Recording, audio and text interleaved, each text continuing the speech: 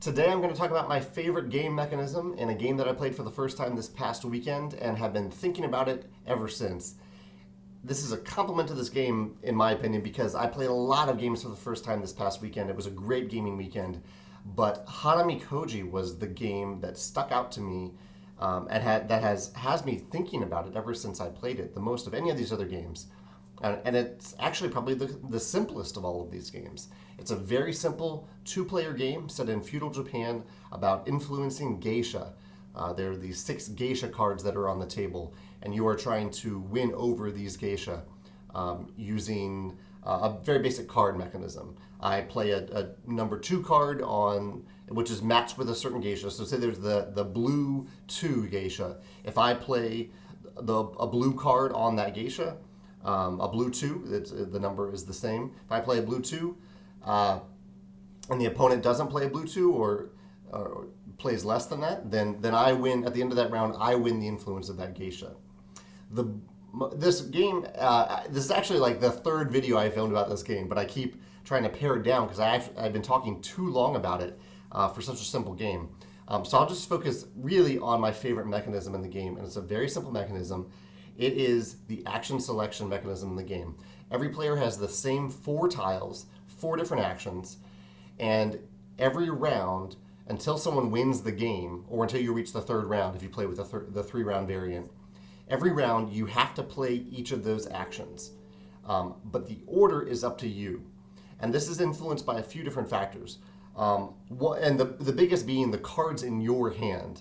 Every round, at the beginning of the round, you start with 6 cards, I believe, and at the beginning of every round, or every turn, you draw another card. So your hand is constantly evolving just a little bit, but you have a fair amount of information to go by. It's also influenced by the other cards that the opponent is playing, because 2 of the actions that you both have are I cut, you choose mechanisms. One is you choose 4 cards from your hand, divide them into 2 piles. Your opponent chooses one of those piles to play on their side of the table, and you get the other. The other I cut, you choose is I choose 3 cards face up. You choose 1, and I get the other 2. Very simple, but it creates a really interesting decision space for me, the person playing the cards.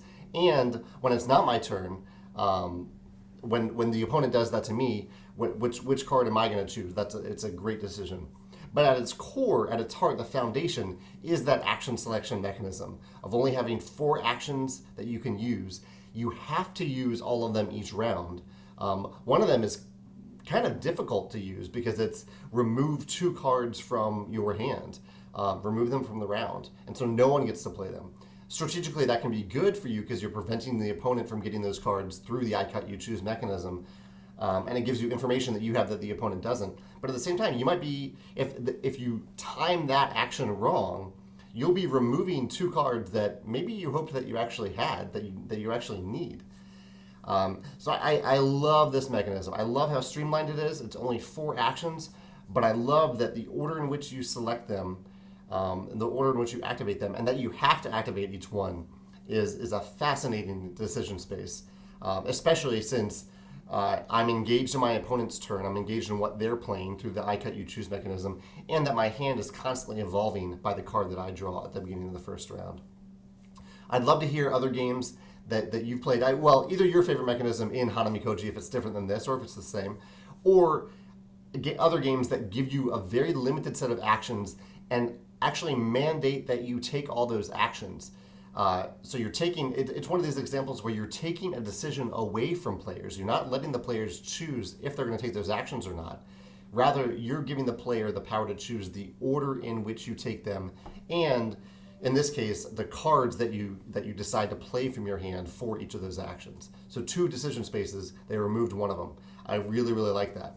Let me know if you can think of other games that do this. I'd love to hear your thoughts in the comments. Thanks.